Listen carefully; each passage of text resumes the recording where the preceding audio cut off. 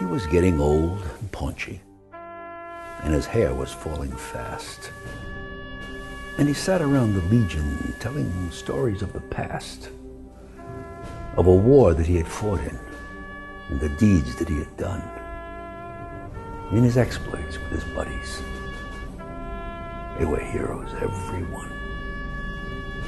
And though sometimes to his neighbors his tales became a joke, all his Legion buddies listened, for they knew whereof he spoke.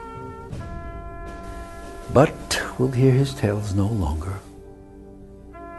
for old Bill has passed away. The world's a little poorer, for a soldier died today. He will not be mourned by many, just his children and his wife, for he lived an ordinary and quite uneventful life.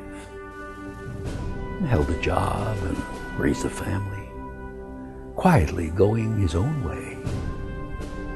And the world won't note his passing, though a soldier died today.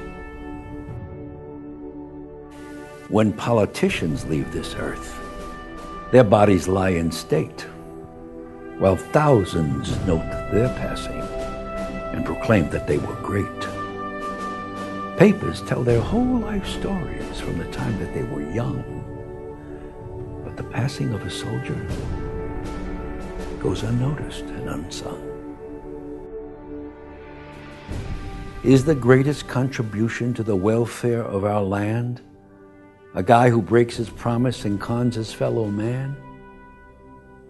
Or the ordinary fellow who in times of war and strife goes off to serve his country and offers up his life? A politician's stipend and the style in which he lives are sometimes disproportionate to the service that he gives, while the ordinary soldier, who has offered up his all, is paid off with a medal and perhaps a pension, small.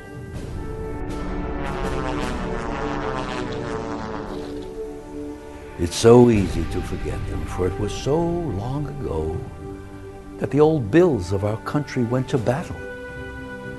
But we know it was not the politicians with their compromises and ploys who won for us the freedom that our country now enjoys. Should you find yourself in danger with your enemies at hand, would you want a politician with his ever-shifting stand? Or would you prefer a soldier who has sworn to defend his home, his kin and country, and would fight until the end? He was just a common soldier, and his ranks are growing thin. But his presence should remind us we may need his like again. For when countries are in conflict, then we find the soldier's part is to clean up all the troubles that the politicians start. If we cannot do him honor while he's here to hear the praise,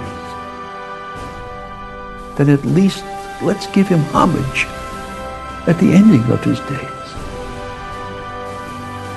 Perhaps just a simple headline in a paper that would say, "Our country is in mourning,